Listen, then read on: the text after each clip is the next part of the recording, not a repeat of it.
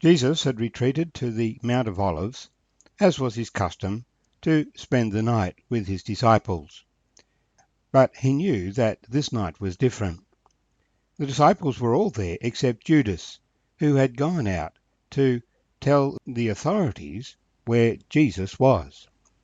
And so Jesus had prayed, knowing all that was going to happen to him, asking the Lord, "Father, if it is your will, take this cup away from me. Nevertheless, not my will, but yours be done." And he'd urged his disciples to pray, lest they enter into temptation. But they had all fallen asleep, and he came to wake them, saying to them, "Why do you sleep? Arise and pray, lest you enter into temptation." And while he was still speaking, behold, a multitude, and he who was called Judas, one of the 12, went before them, and drew near to Jesus to kiss him. But Jesus said to him, "Judas, are you betraying the Son of Man with a kiss?" When those around him saw what was going to happen, they said to him, "Lord, shall we strike with the sword?" And indeed one of them struck the servant of the high priest, and cut off his right ear. But Jesus answered and said, "Permit even this." And he touched his ear and healed him. Then Jesus said to the chief priests, captains of the temple, and the elders who had come to him, "Have you come out as against a robber, with swords and clubs? When I was with you daily in the temple, you did not try to seize me. But this is your hour, and the power of darkness." And having arrested him, they led him and brought him into the high priest's house. But Peter followed at a distance. And when they had kindled a fire in the midst of the courtyard, and sat down together, Peter sat among them. My name's Arthur, and I thank you for joining me as we share this passage from Luke chapter 22, verses 47 to 53. Although Jesus knew what Judas was about to do, he didn't try and stop him. And in dealing with Judas, he didn't change his behavior toward Judas, even though he knew Judas would betray him. He didn't try and prevent it. Indeed, he had sent Judas out to do what he was going to do. But he still loves Judas. And so as Judas draws near, he gives him one final challenge. As it were saying, "Judas, do you really know what you're doing? Are you betraying the Son of Man with a kiss?" For Judas had given that sign to those who came with him, so that they didn't get confused about who they were trying to arrest. Judas was just betraying Jesus to them. He had no particular qualm with the rest of the disciples. He would just betray Jesus. And various people have speculated what he thought might happen. One explanation is that he thought in this way he would push Jesus to declare himself as the Messiah and to act in some powerful way to save himself from being killed. But the most likely explanation is that Judas simply saw a way of getting some money, and he didn't really think through what might happen to Jesus. Whatever Judas' thinking was, he was going against what Jesus had told him to do. He had taken his lead and his initiative from Satan. And so Jesus gives him this last challenge. Are you betraying the Son of Man with a kiss? Judas had already heard Jesus say, "Woe to that person by whom he is betrayed." But that had not moved him. He was determined to gain 30 pieces of silver at the expense of telling the authorities where Jesus was when there was no crowd around. Now, we know that Passover was held at the time of the full moon. And so a full moon in the midst of trees makes very strong contrasts. This is why Judas gave the sign. It's easy to kind of see the trees and to see where you're going. It's not always easy to recognize individuals. Judas knew Jesus very well. There was no trouble for him to come up and to recognize Jesus. But Jesus was not hiding. He stood out in front of his disciples, as it were, protecting them.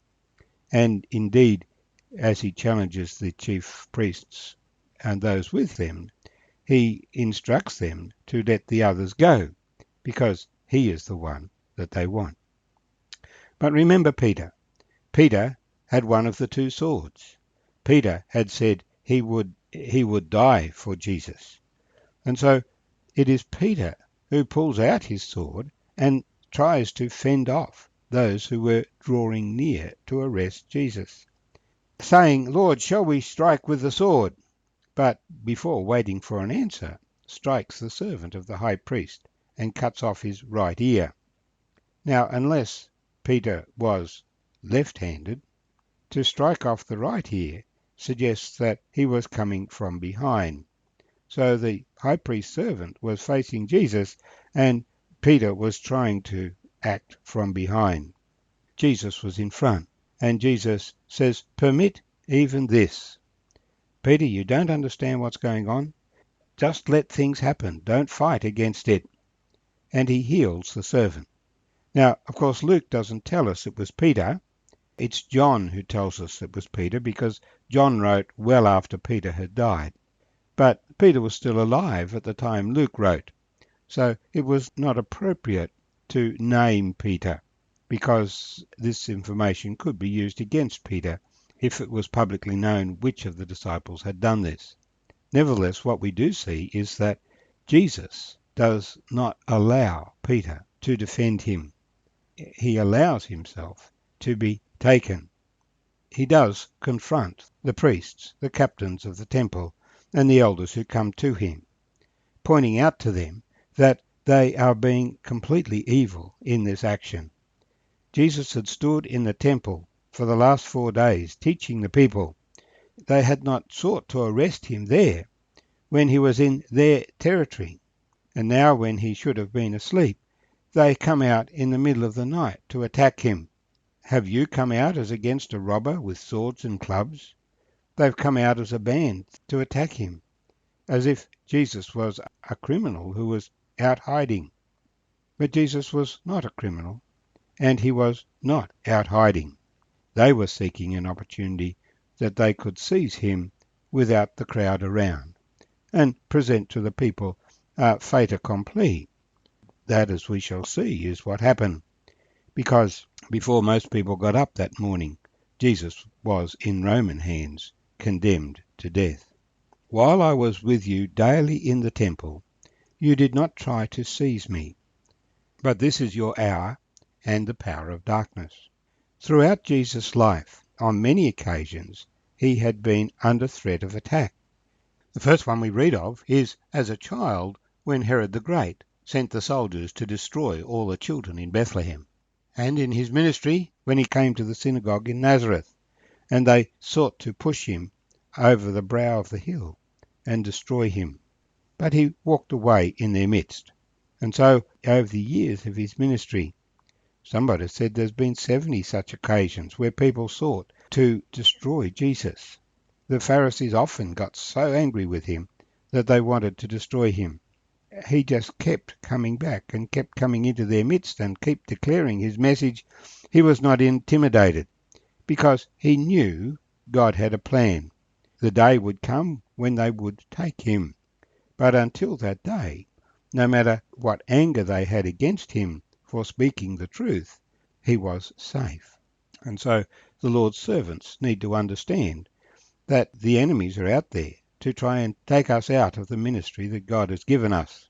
But we are God's servants, and God will allow us to continue that ministry for the period of time that he intends. Our circumstances as believers in the Lord Jesus are in God's control, not Satan's. And so Jesus tells us not to fear those who can kill the body, then they can't do anything else, but rather always to fear God, who not only can kill the body, but can cast the soul into the everlasting fire. Why do you sleep? Rise and pray, lest you enter into temptation.